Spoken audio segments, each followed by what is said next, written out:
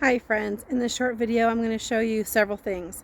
I'm going to show you how I save seeds sometimes, one way to save seeds, two ways to start seeds, and one way to prevent pests. Let's start with these little mesh bags. You see this beautiful sage plant? Well, it is going to seed, and I don't want to lose these precious seeds. So I'm going to use these little baggies, and you'll see how. These are so neat because all you have to do is put them around them and then tighten them at the bottom. Not too tight, just tight enough that it doesn't fall off and that it'll catch the seeds once they burst. Here's another one. And here's the last one. And I do have more seed heads I'm going to need to cover, but that's what I have today. Now it looks like my sage plant is about to have a party or something. Woohoo! These are little gift bags. Next up, we're going to be talking about pests. And every year I get worms in my apples and soft fruit, especially in my currants and cherries. So in these bottles here, I've melted holes. And I haven't melted holes in this one yet. This one will be for another day. But I wanted to show you, like, this squirt bottle came with a yellow cap. So whenever I have other colored water containers and sodas, if they have a green cap, I save the green cap so that I can add it to one of the green bottles, because it looks a lot nicer than the clear bottles and so forth. It kind of blends in a little bit better. And so these have melted drainage holes. I'm going to swap that cap over there because it matches better. And I made up a solution, which this one will be an experiment, because my tried and true method is to use a little bit of dish soap, little bit of Dawn dish soap, any liquid dish soap is fine, just a tiny bit, and then, or like a squirt, I put water and apple cider vinegar. Well, I was out of apple cider vinegar, so I put some fruit juice and a little bit of balsamic vinegar. So we'll check it later and see if this concoction works. I'm sure it will. I have used this idea before with spoiled fruit juice with a little bit of white vinegar and soap and water, and that did work. So this should work too. I just basically used what I had on hand. This is one of the balls I'm going to be replacing because it doesn't look very cute over here. I do have this green metal wire that I lucked out and got from the Dollar Tree years ago. I reused it over and over again. If you try to buy it from another store, it's probably like $9, $10 for it. But keep your eyes open. You don't have to use green. It can be other colors as well. You can see where I placed it was near my soft-bodied fruit, because last year my currants were inedible. They were just loaded with fruit flies. So I fed them to my chickens. They were very happy, but I want the fruit for myself, and for my family. You can tell here that it does work for sure. I'm gonna go ahead and prep one of the bottles because it's easier to put the wire through before I put in the liquid. You can definitely use string. It's just a lot easier to get it straight through here like that. To thread it through, it's way easier to use this plastic coated wire. Now I'm going to fill it not all the way up, probably to like right about here. So now I have it all set up right here. I think the green looks better than the white and blue. Here's another trap I'm replacing. It doesn't have to be a tall bottle. Small ones work just fine. And that is all, those are dead bugs. Those are fruit flies. Isn't that disgusting? Those would have been in my fruit. So just imagine, they say we eat about 5 pounds of bugs a year on accident. So that's a little bit less that you ingest. So I'm actually going to keep this lid because it blends in better than the yellow and blue. And next time I find a bottle that has a matching color, I will save it for that. But I'm going to put it into one of these green containers. And look how easily I can thread this through using this plastic coated wire. The hardest part of it is holding the phone. If this was a string, it'd be just so much harder. See, I can do that one-handed. So this, and I've been using the same plastic coated wire for years, and I just swap out the bottles if I want to make it prettier. But this is going to go over by my soft-bodied fruit so that I don't get an infestation in my fruit. So I need to do a lot of weeding in here. It's hard to do with thorny bushes, but this is where I have some raspberries. I have thus since learned to plant my raspberries in very large pots so I can control the weeds. But I'm going to actually put my trap right here.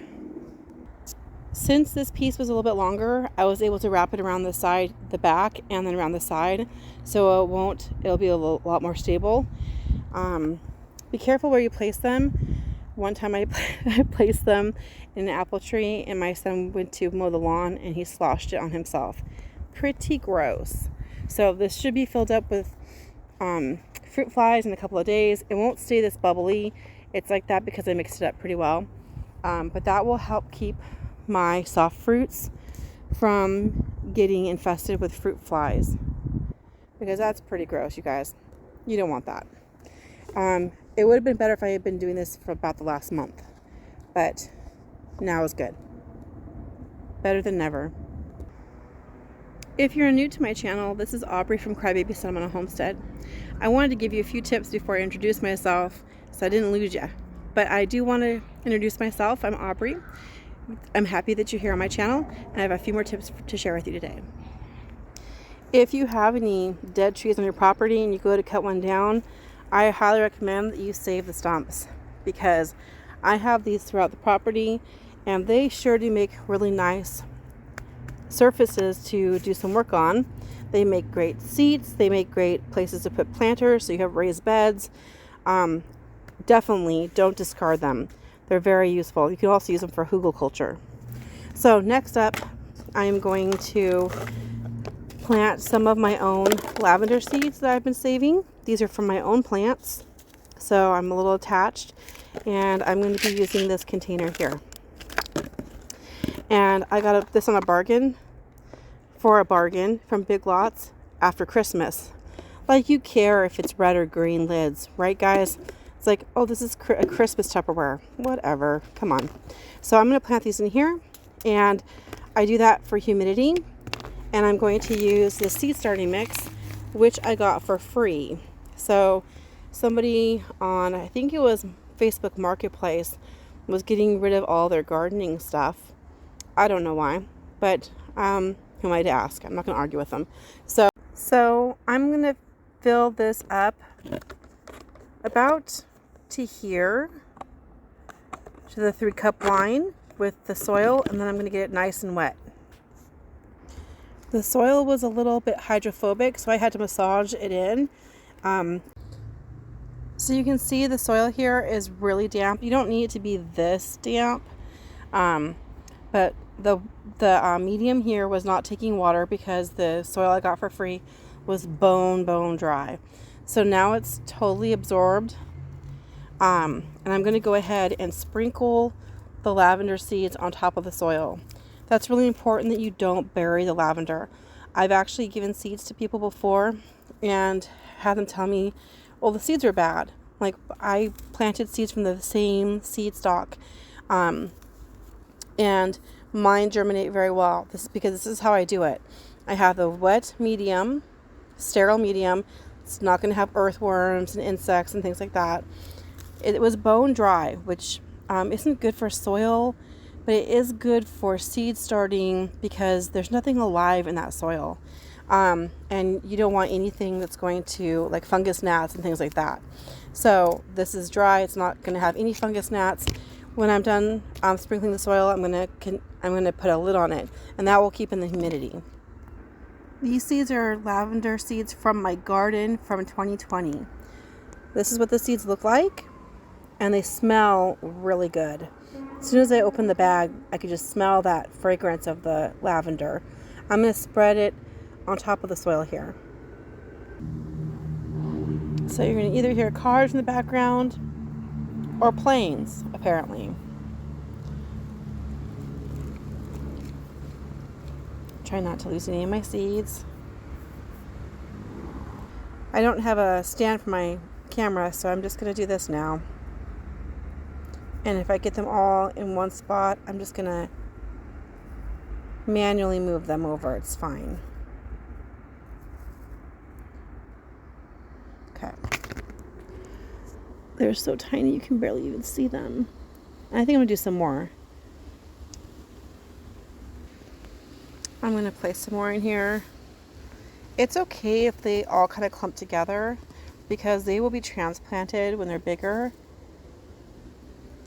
So when seedlings first emerge, they have all the food and nutrients they really need for a while.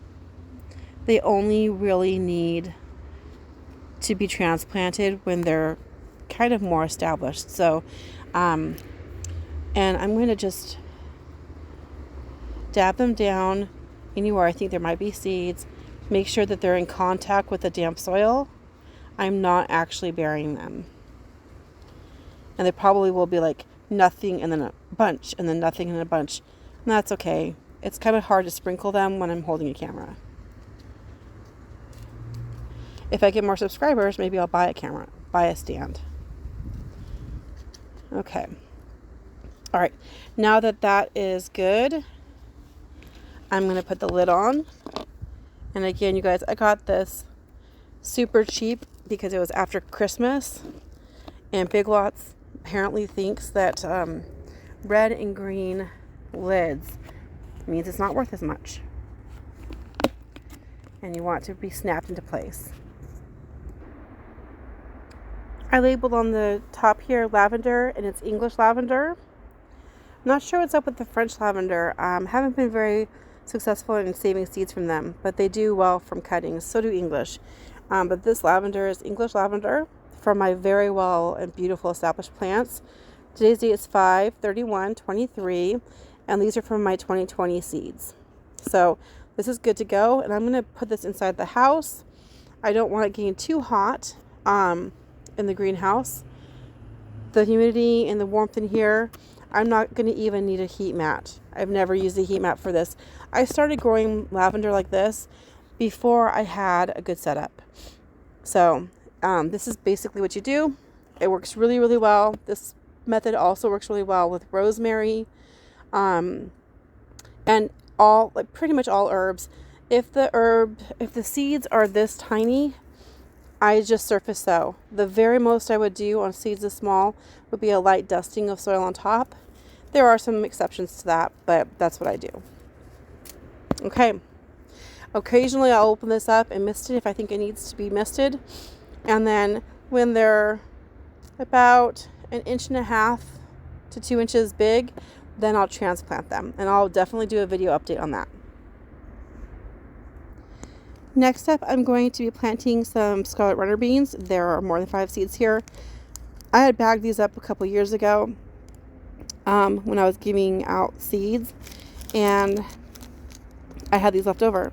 So I'm going to go ahead and plant these. These are scarlet red runner beans. I absolutely love them. They're beautiful. They produce their flowers late in the season, and that gives the pollinators something that they can go get their nectar from. They're really pretty, and also I like to plant them about this time because I can use sunchokes as a trellis, and if these start too soon, then they will grow fast and they'll tangle up in the sunchokes. I would not plant these with corn like the Three Sisters thing, because actually when I've done that, these grow so fast. They grow faster than the corn, and it becomes this tangled mess. Imagine a necklace in a pocket, and then like it wiggles around, you pull it out, and it's all knotted up. That's what my corn was like. So I am going to, or in a junk drawer. So I'm going to go ahead and plant these in little individual pots. And then I've got some special beans I'm going to talk to you about in a couple minutes. Some very special beans. So I have some paper cups and a couple little black pots, and I just grabbed whatever would fit in here. And this is a damaged planter, but it will keep things from falling over. And the paper cups don't have any drainage, but they're not going to be in here for a long time. And by the time beans sprout really fast. So by the time it's time for me to transplant them, it won't be too long, maybe like a week or two max. So I'm going to use soil in here, not just like the seed starting, because they don't need it to be sterile. These will grow. These are going to sprout so easy. So I'm just going to put in some topsoil into these containers. One trick I do when the drainage holes are really big and the soil kind of falls through is I'll cover the holes with a leaf or two.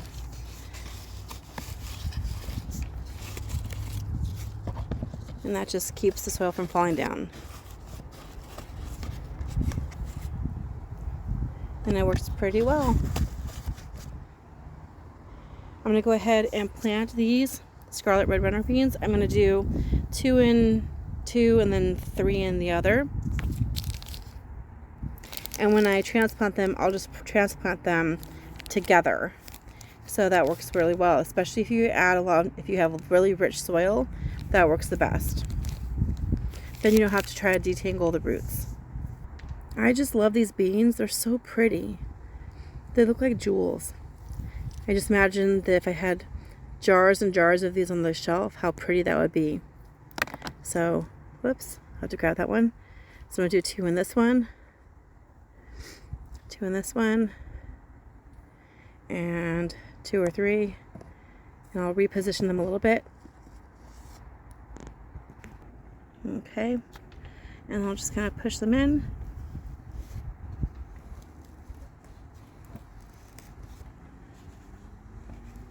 Trying to give them their own little space.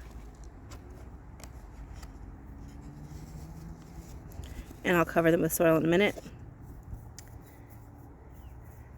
And then I'm going to talk to you guys about the beans I'm going to put in these other containers. Okay, I'm not sure how much suspense you were in, but I said I was going to plant some kind of special beans. So I have my scarlet red runners, which I think are special. But I went to a plant swap, which the gardening artist and I went to together. So she did a video on these as well. And we both got these beans, which I think it's a good idea to repurpose containers. These are their medicine bottles that they were used to hold their bean seeds. These are Tolosako Baba runner beans. And I did some research on them. They're also called the Basque Tolosa bean or Tolosako Babaruna. And they are known as being grown in that area of Basque and the Iberian Peninsula. So outside of the Iberian Peninsula, apparently they're like not really known. And I did some searching to find seeds. They're really hard to find. The people who told us about these seeds, they're right on. They're really hard to find. They are a type of black bean that's supposed to have a very buttery flavor. And there are some traditional Basque recipes you can find online on how to grow them. You could probably substitute other black beans. When I was researching, I found the same thing that gardening artist did, which was these beans are not actually from Basque or Spain or the Iberian Peninsula. They were brought back from Venezuela in the 1800s. So a lot of different beans, squash, corn, those types of plants were brought back from Central and South America. Venezuela is north of Brazil. So that to give you a context of where they're located. So Tolosa beans, they have a whole festival, a whole week celebration of these beans. So I'm going to plant, and they're runner beans. They say that they plant them with corn. Now, I don't think corn grows fast enough to grow with runner beans, at least not the varieties of corn I grow. I do think they would probably do well with sunchokes because sunchokes grow really fast. So I'm going to start these off in their own little containers. I'm going to do 2 or 3 per container. So I have 7 containers, and I also have my labels all ready to go. The Basque Tolosa bean, Tolosako Baba runner bean. And I'm planting them today, May 31st. And I will definitely do a review. the first time I plant something, I don't usually harvest and eat them. I usually do it for saving seeds. And I'm definitely going to grow them in different areas so I don't cross-pollinate. I'm only having them together for holding it. But I'm going to definitely try to preserve the special genetics of the bean. I don't think that beans cross-pollinate overly crazy like other plants might do.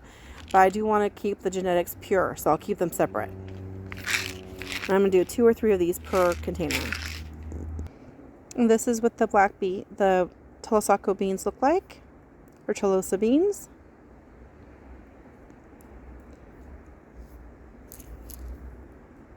And the name actually means like from the place where they are grown.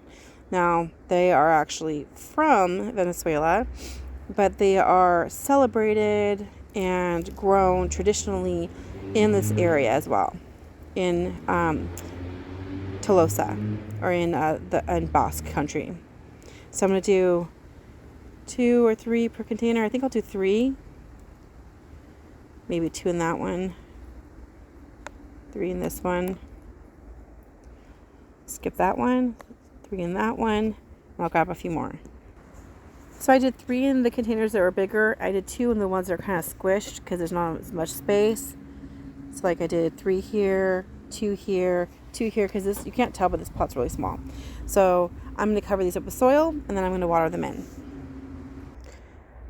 So I am actually really surprised. So one of the tricks I do sometimes is I'll soak my seeds. Every once in a while I forget about them. I have these soaking in a shot glass. The only thing I use a shot glass for. I don't drink alcohol or anything like that, so I use them for sprouting my seeds. These seeds right here are New Zealand spinach seeds, which I got from Nikitovka seed. And then these here that are really sprouting, those are bitter gourd or bitter melon. And I don't know where I got the seeds from, but look at those little sprouts. So I'm going to go ahead and plant these. The little shot glass they're in was actually kind of gross, but I'm really happy that these sprouted. I think before I've tried to grow bitter melon or bitter gourd and they didn't sprout. I didn't give them long enough, and maybe they really needed to be soaked. I wasn't sure these bitter gourd seeds were going to sprout. They were very light and really super dry. Like, obviously your seeds are supposed to be dry, but I had this feeling like they were too dry or damaged in some way, and that definitely was not the case. They've got that little tail. Those are their roots peeking out. So I'm going to go ahead and give them a chance. I'm not sure if my season is long enough, but I'm going to try for sure. I'm going to still plant these New Zealand spinach seeds because they might still grow. They might just take longer. So I think the bitter melon or bitter gourd have earned their place to have 2 separate containers. I'm putting all of the New Zealand spinach in one since I'm not certain that they're going to sprout. And I had to really moisten the soil because it was really bone dry. That's why I had it soaking. So I'm excited about this, and I'm going to make sure I label them as well. And then we're going to place these and the beans into the greenhouse. I took down 2 of these hanging baskets that have been up for a couple of years that have just fallen apart. Birds took some of it for their bedding, like seriously took like whole chunks. So this is going to go like as mulch or something. I'm not going to throw it away, but I want to reuse the soil. So I'm reusing it. I'm going to have to get it wet so I can use it for my beans because I'm a little low on soil right now. So I placed these special beans in here. I've got scarlet runner beans, and I've got those special Tolosaco beans, from Venezuela, but celebrated in the Iberian Peninsula. And I wrote some extra information on one of them in Basque, right? So I wrote some extra information on the back of this one. Very special beans. Not sure I would sell a cow for them But I will do a review on them once I harvest and everything, and we'll see how those go. Over here I have the New Zealand spinach, and I've got the 2 containers of bitter gourd. I still have some other beans I need to transplant, but I'm very pleased. And this is my greenhouse, one of them. Lots of stuff going on in here. Alright everyone, that was it for today. Hopefully you will like and subscribe to my channel, and I'm going to definitely do some updates on the things I planted today. Hopefully you liked the tips on how to seed save using those little mesh bags, how to start lavender seeds, how to save on soil, looking for freebies, and so forth, and all the things we've done today. Alright everybody, God bless, and I'll see you on the next video.